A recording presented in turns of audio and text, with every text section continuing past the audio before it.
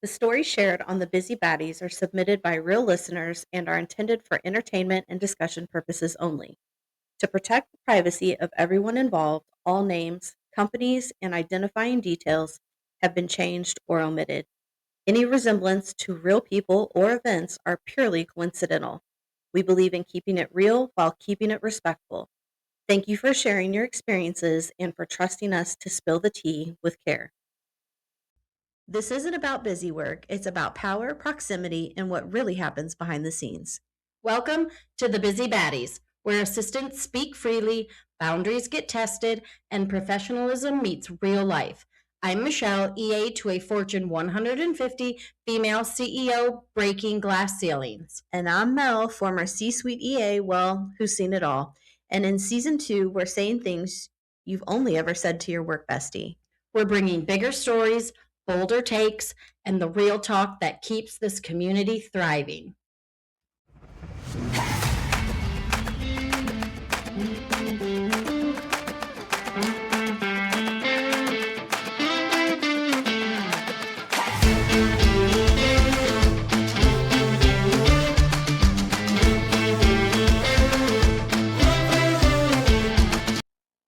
Hey, baddies, welcome to season 2, episode 2, which is so Yes. crazy. I know. I hope everybody had a wonderful extended time off, set some goals and some, exciting things that lie ahead. I always like a fresh start. I don't know about you, but Yeah, I love it. We're into the second week of the year, so hopefully everybody's back in their normal grind. yes. It's starting to get a little lighter, A little bit. a very little bit, not dark at 4, maybe Yes. like 4:15. It's starting to get dark. Yes, it gets light outside, but it's a little darker at work because Yeah. it's like you're trying to catch up from the end of the year, trying to get things set for the new year. Like Yeah. this, I always remember this being a really hectic time of year. Yeah. Started taking vitamin D to make up for the lack of the sun. Yes, anybody who lives in the Midwest can understand that. Yeah. So this week I'm really excited to talk about this. I feel Yeah. like it has been the hot topic Yes. all last year. Yes. Everybody was just kind of thirsty for Mhm. all things Yep. AI. Yep. So the question we're going to focus on is, will AI ever be able to replace the irreplaceable Right. EAs? Yeah, and I think also too we want to get into, what AI can do well, what it can never replace, and really the best way to leverage AI as an EA. Yeah. And I think a lot of people who get intimidated by it or feel threatened because they believe the hype that it's going to eventually take over the role. I, for one, am one who does not believe that. I believe that people who say that don't really understand what the EA role is, because Yeah. I think the EA role has evolved and it's changed. And this is only should be looked at, in my opinion, as a tool that can help the role even further evolve. Yeah, and for me personally, and I don't hate me in the comments, Yeah. but I am not a big AI girl. Yeah.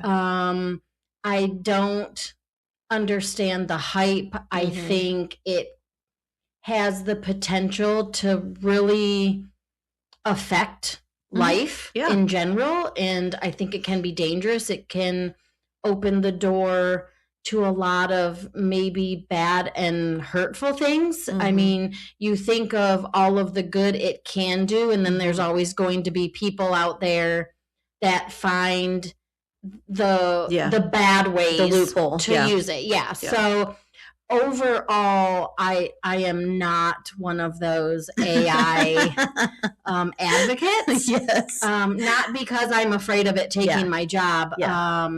I just think there is more harm than maybe good that holistically can come out of AI. Yeah. So maybe I'm old school. I don't know. I don't know. Like, I was resistant at first, and then I started to realize everything it could do, which is, I think, again, when we get into it, maybe it'll even help a little bit for you to understand how you can leverage it. Mhm.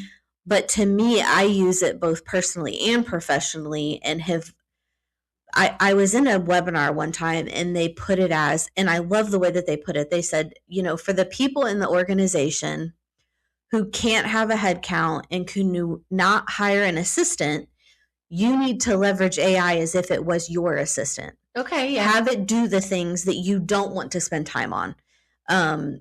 So I think when we get into some of this stuff, it's going to start to make sense for all of you out there who maybe don't leverage AI, are a little bit leery of it. Just do little things, personally. Yeah, and I certainly can see the benefits of it in a general admin role. Yep. I guess personally supporting a CEO, I feel like my job is way too tailored and so specific, and I have to be doing everything in the mindset of my leader. Sure. And so I'm a little hesitant to really understand what. Yeah. It's not Michelle. Yeah. It's not going to be Michelle. Yeah. It's not going to replace Michelle. No. So what's the point, I guess, for me of the time of learning what investing. It can do? Yeah. It's like the time it would take me to figure out that it could summarize my email. I could already just read my email. Yeah. So, and it's one of those things that it gets smarter the more you use it. And like, even for instance, last week, I was like, I really miss running. I liked when I would just go for a leisurely jog. I could clear my head. But now that I've turned into a couch potato and I don't run anymore, like, how do I get back to that? And maybe, so I saw this girl on Instagram that I follow, and she was like, oh yeah, she's like, I ran my first half marathon, and she's like, ChatGPT came up with a running plan for me. And I was like, oh crap, I never even thought about doing that. Yeah. So out of curiosity, just being me, I get on ChatGPT and I'm like, if I wanted to run a 10K by April of next year, can you create a running plan for me doing X? I mean, it spit out, do this, walk for 1 minute, run for 1 minute for the first week, do X for week 2. Like, it was extremely smart in what it was telling me. So I think things like that is where maybe I'm more curious. And in my role now as project manager, I leverage it for ideas in a new role to get creativity flowing. Oh, nice. Yeah. So I think it'll be interesting to kind of see what your takeaway is at the end. So we'll do a pulse check at the end to see if we've converted Michelle a little bit. I love it. Okay. So getting into what AI can do well, I believe that we should give credit where it's due, even if it is like a chat bot. I think the way that I leveraged it as an EA, and I found it to be very helpful for me personally, which this probably isn't going to be helpful for you, Michelle, because you have a comms person who's very capable and does all this for you. But when my boss would go into speaking engagements, she always had like a biography that we had written up for if somebody, wanted to interview her or whatever, they'd say, can you send me her bio? I would dump her bio into ChatGPT and then say, can you help me write speaking points and structure for a speaking engagement around Black women in the workplace, first generation college student. And it would, just give you the whole outline versus trying to bang her head against, okay, how do I relate to this? How do you get started? So again, I think it's the creativity of flow juice, but that was one very good instance. I think drafting emails, summarizing, kind of like you said, was a good one. Taking meeting notes. I've never really used this one, but I've seen people kind of put that out there. Yeah, and I think I don't know if it's necessarily AI, but obviously in Zoom, it has the summary that feature. Which so I guess it probably is, and I don't find that to be 100% accurate most of the time, anyway. Yeah, because it probably doesn't. It doesn't really know like what your job is, what your line of work is, what industry you're working in. Like, it's literally just listening Yes. and spitting stuff out. But I mean, it beats you having to type it, I guess. Yeah, and it's one of those things that it's like, for instance, me and a coworker were working on a project, and it doesn't. I think where AI is faulty, in my opinion, is it doesn't have the emotional intelligence of knowing what to capture, what not. Right.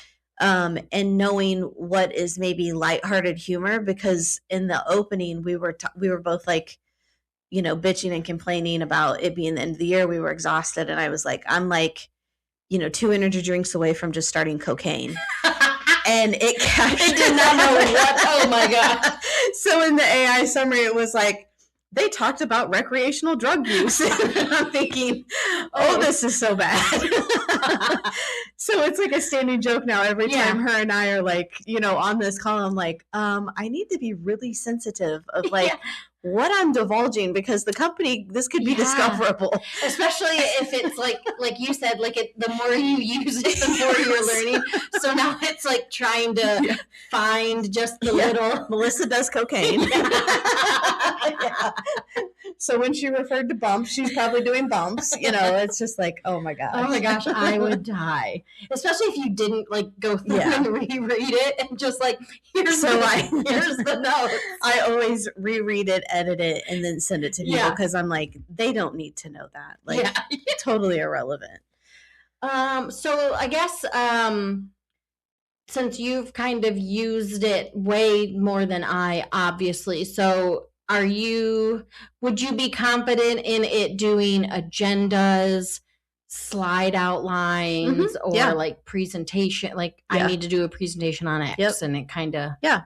It's, I mean, if you have a general sense of what you want to do, but you don't want to take the 90 minutes or whatever it is to create something, it can give you a general direction. Like if you just, and I think to me, the biggest tool or hint that somebody I wish would have gave me was, give it more information than you think it needs. Say, I'm presenting to a group of executive directors. Yeah.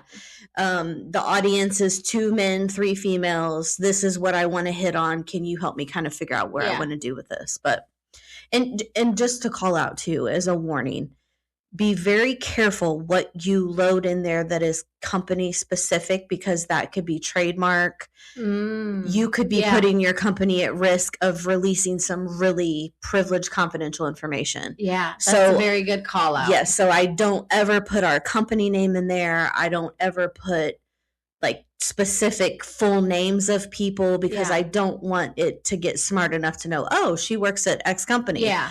I guess like that's the exact piece of it that it can be scary. It can. And, if you just get in, or you're just rushing, I guess, right? Or just going too fast and you're not thinking, like, that information has to go somewhere. Oh, and, once the stuff's in the cloud, it's in the cloud.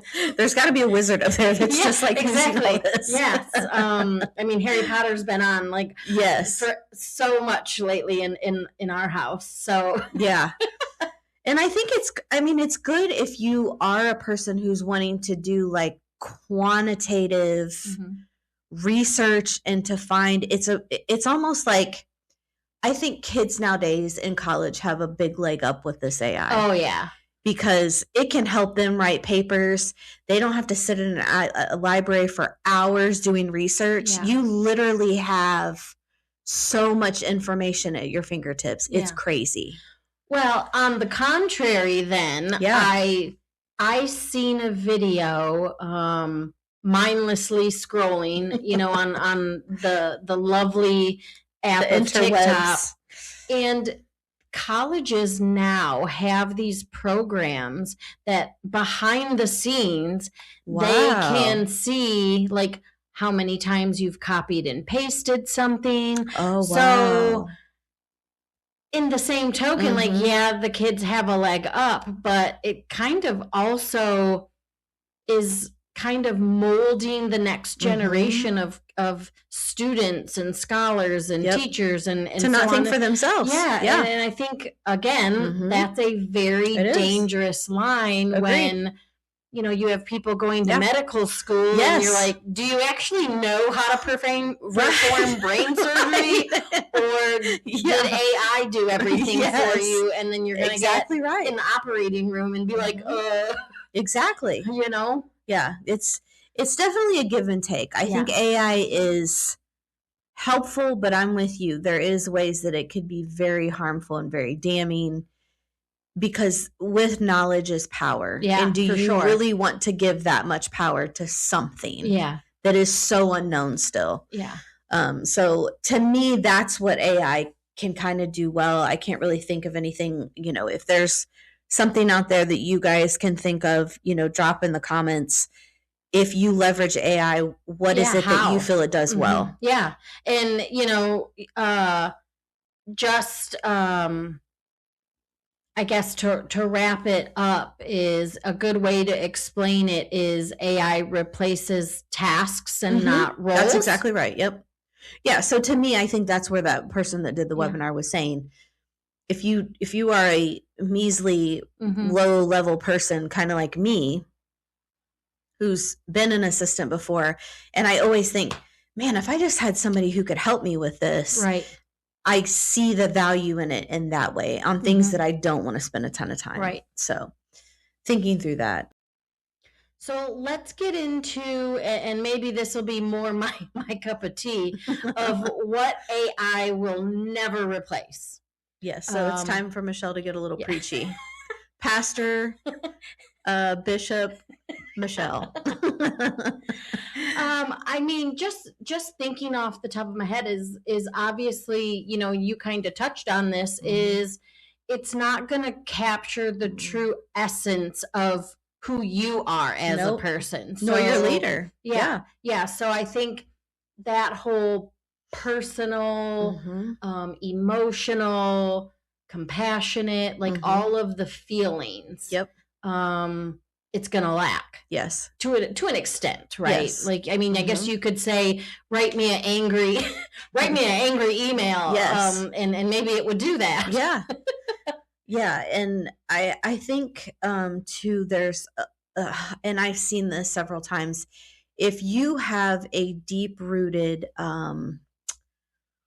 not thought process or something, I'm trying to think of the best way to say this, but if obviously we all have ways that we believe, religious beliefs, political beliefs. I see this tending to be more on the liberal side of objection. So if you were to enter something that says, how is Charlie Kirk likened to Martin Luther King? Yeah. It's going to correct you and say, whoa, like that is a very offensive statement to make. Are you sure you want to go down that route? So I think it's got its own biases in place in some ways against things. So I think that's another good call out is, it doesn't understand politics, religion nuances, the ways that you were raised, values that you have, ethics that you may have.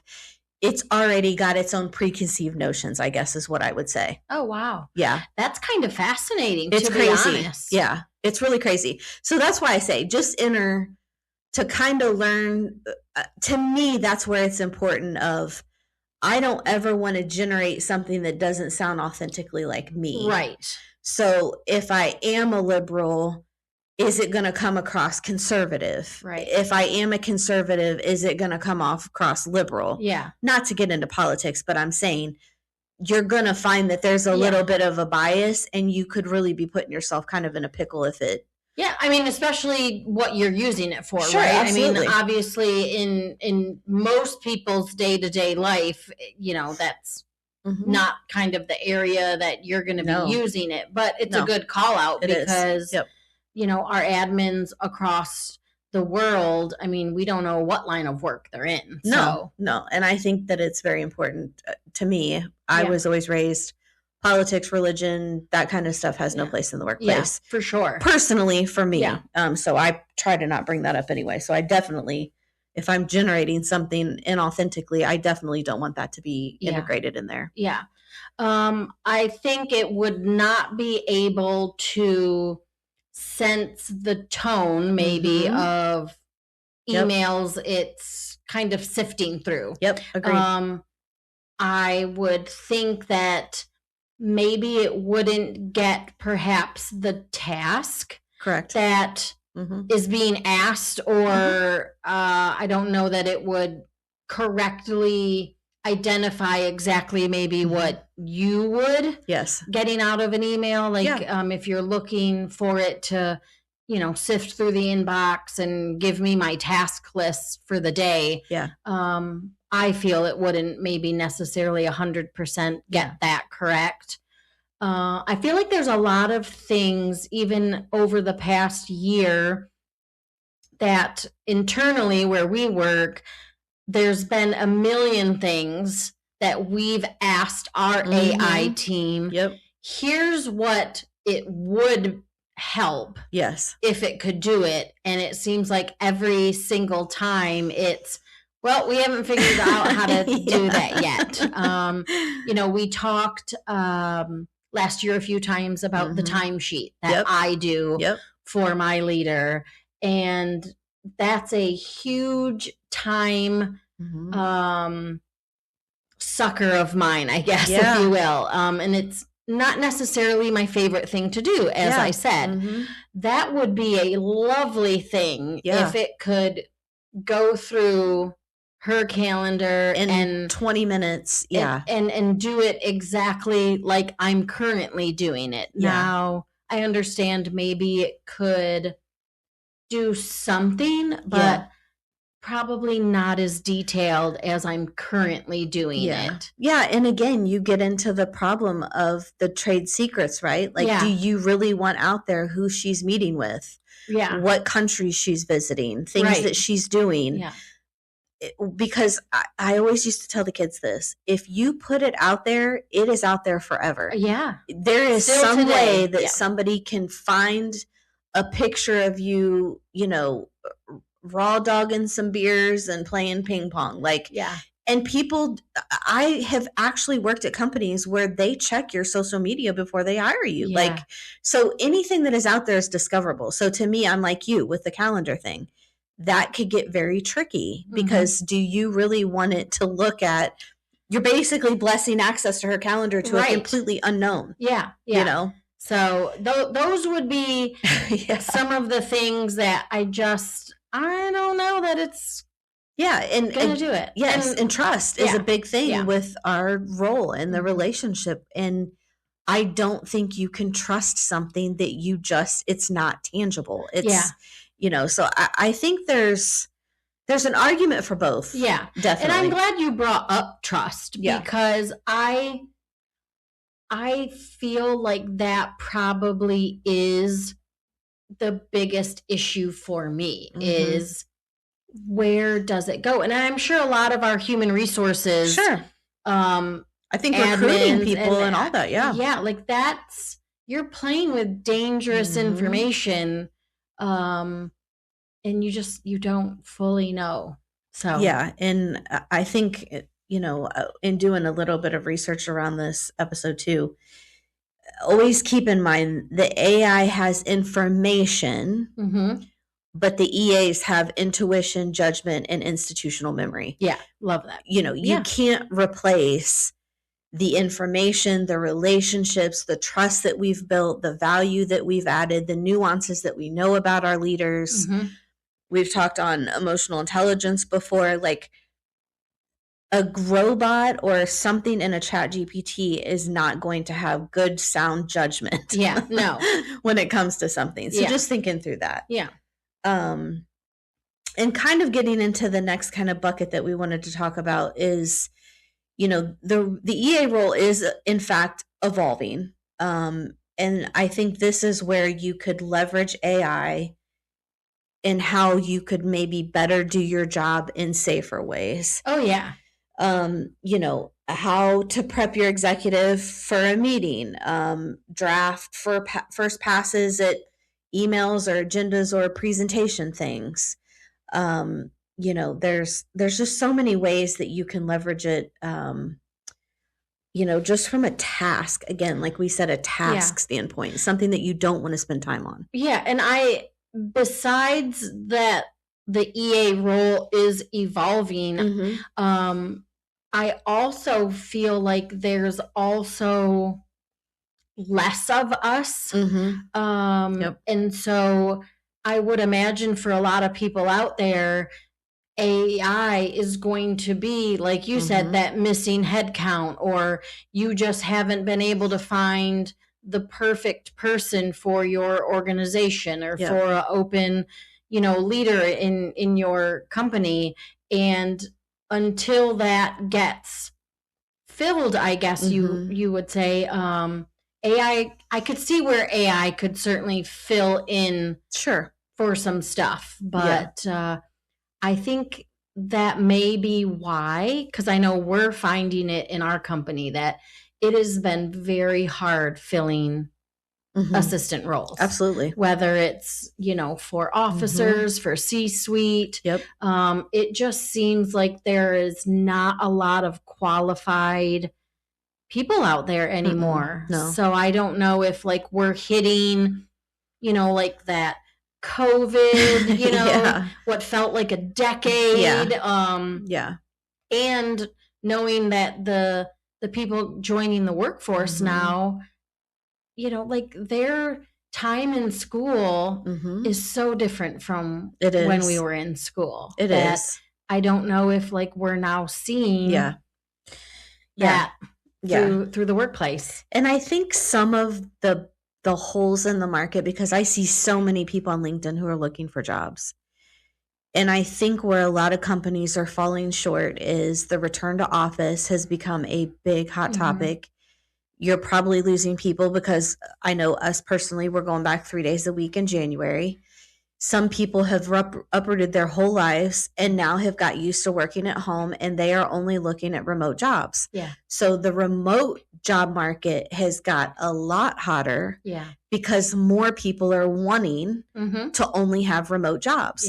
And they're pushing these other companies to the side and saying, well, number one, I can make $120,000 to $150,000 a year working in San Francisco time zone and sitting on my couch doing it versus going in 3 days a week, making $80,000, $90,000 a year. Why would I not pick the first? I mean, we're seeing that in the 100%. in the admin, world of, as you mentioned, this year we're going back 3 days a week.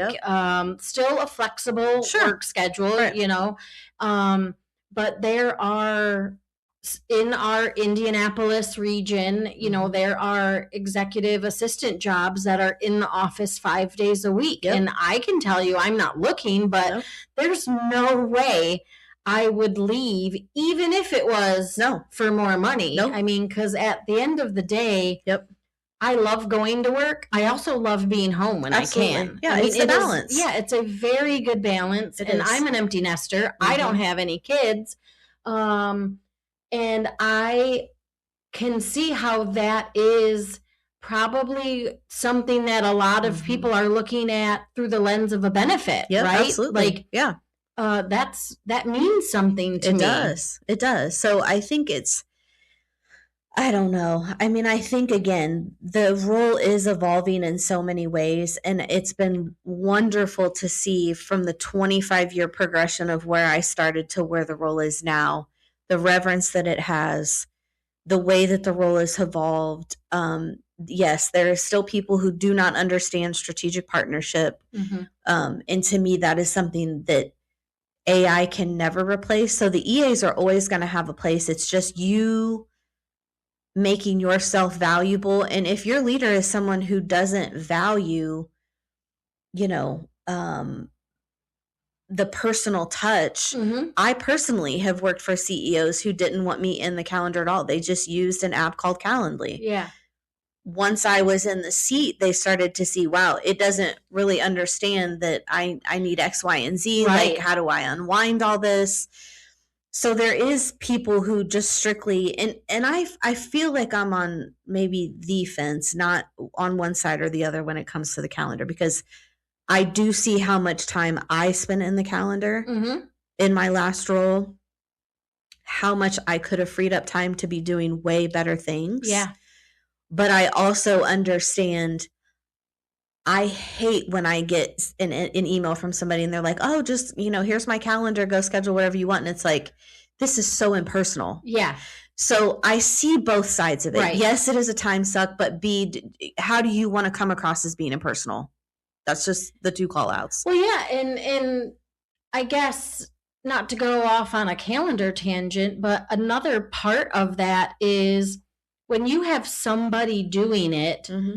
you are kind of looking, at a 10,000 foot Mhm. view of Yep. what's also in that week. Like, Yes. is it a week where there's 2 days of travel? Yep. Like, and I know you can like block your calendar Yep. out for that stuff, but that's literally just AI, like Mhm. finding, Checking you a wanted box. 45 minutes. Here's an open Mhm. 45 minutes, and I'm going to plug it in. Yep.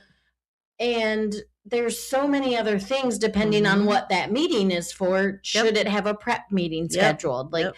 do I have to block time off because there's some pre-work that, my Yep. leader's going to have to do before that meeting? Yeah. So again, I'm sure it's a balance. It's a give and Yeah. take, and there's pros and cons Mhm. to everything. I stand that I'm still just not on the AI boat.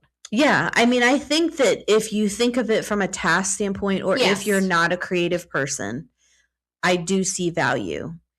I think where people maybe miss the mark is when they try to give it emotionally intelligent things Mhm. to do that really it's going to come across wrong Yeah. because it's not going to get it right. So, to me, I would rather spend my time on things that I don't really want to invest a ton of time in.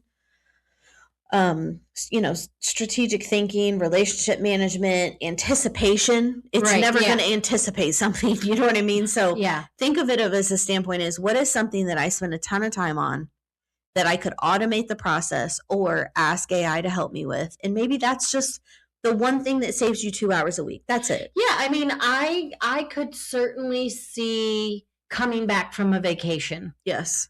AI, Mhm. hey, go through my email from the past week, and what do I need to get working Mhm. on immediately, Yep, or yep. something like that. Yep. I could definitely see it helping. Yep. In that instant. Yes. Our company, we mentioned it at the end of the year. We go on a company Mhm. shutdown. Yep. So a lot of us are off 2+ weeks. Mhm. That'd be a great time Yes. to, I guess, use AI and not dread like that Yeah. first day and like, how many emails? That's what my husband and I always play the game of, how many emails do you think I got? Fun game. I recommend it to everybody out there to play that with your spouse. But yeah, I agree. Yeah. So maybe we'll try to integrate some ways of thinking about AI through this season. Let's put that on the back burner. Yeah. Maybe do a quarterly check-in. What AI item has Michelle tried? Yes, exactly. Have you heard of EA Direct Connect? Saw them on Facebook? If not, you're missing out. Joelle is a powerhouse that has turned matching EAs with executives and is nailing it every single time. EA Direct Connect has big news for 2026. They're leveling up with 2 ways to plug into the community. Community access, which is free for all participants, where you can stay connected to all the incredible things that they've built over the years, networking conversations, resources, and the magic that's made EADC what it is. They also have an option now for an all-access pass at $99 a year. And your pass is everything executive assistant, plus a few surprises that they'll be rolling out. More 2026 initiatives are coming soon, so just keep on the lookout, such as a quarterly AI, executive-focused webinars, and so much more. Let's make 2026 their biggest year yet. Give them a like, follow, and sign up for your all-access membership today. If you would like more information, please send Melissa an email at thebusybaddies@gmail.com. Thanks. Okay.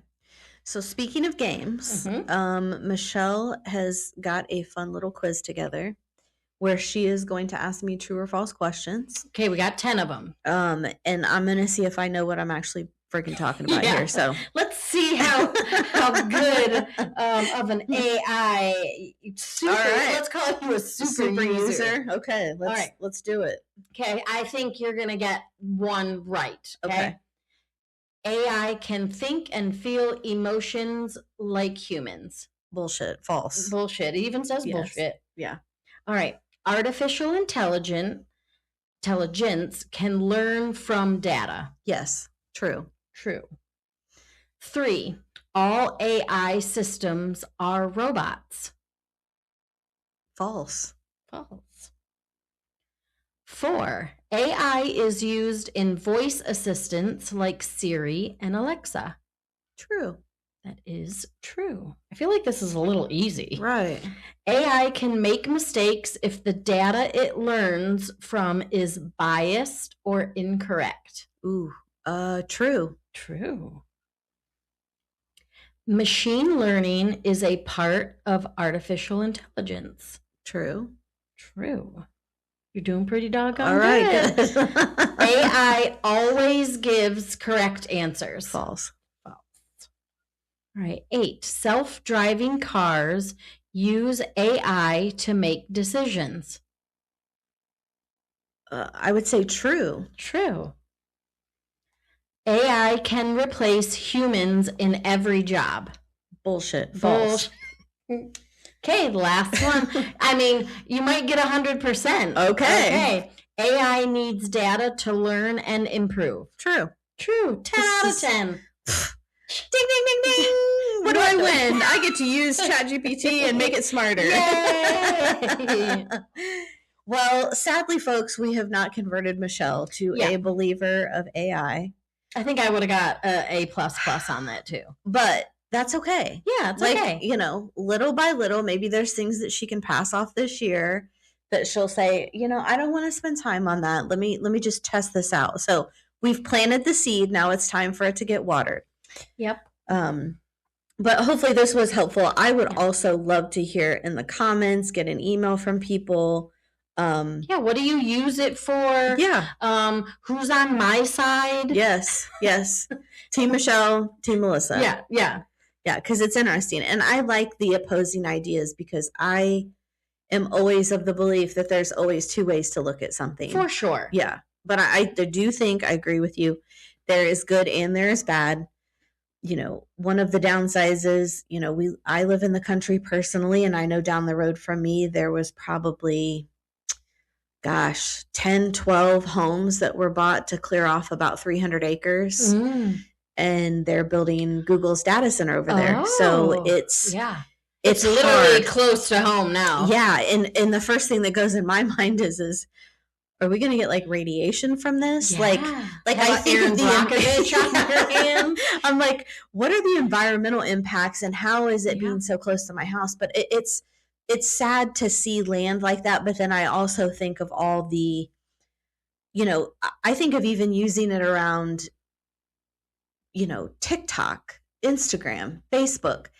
When you go to Reels or TikTok, that is what picks up on your scroll feed. Is it learns exactly what you like, what you interact with, what you search for, what you forwarded to somebody. So it's like, give me more of what I want. That comes at a price. Yeah. So, you know, just being mindful, if you do hate AI, just know that you're using it maybe even unconsciously. Yeah, for sure. And I think, you know, more to the side, Michelle, is you're also seeing videos that are AI. Yes. And I mean, that's the whole thing. I'm like, oh my gosh, I can't even like recognize real versus fake because it looks so real. No. And then like I'll go to the comments and, you know, I'll see 100 of like, this is AI. And I'm like, what?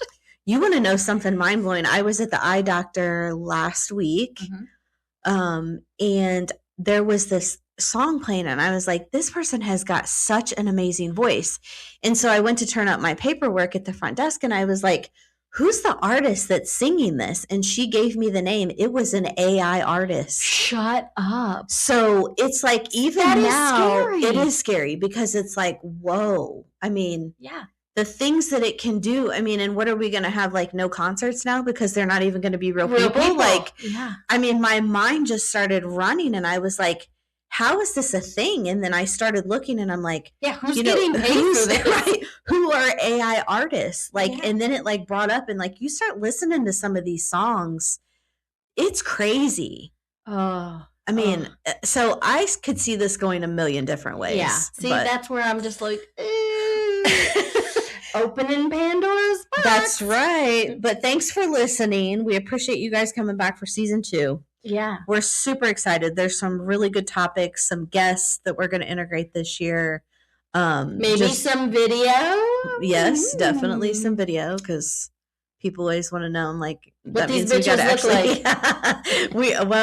I do have people creep on my LinkedIn page, so I do know that they do look and try to figure it out. Yeah, we are real people. We're real people. We are not AI generated.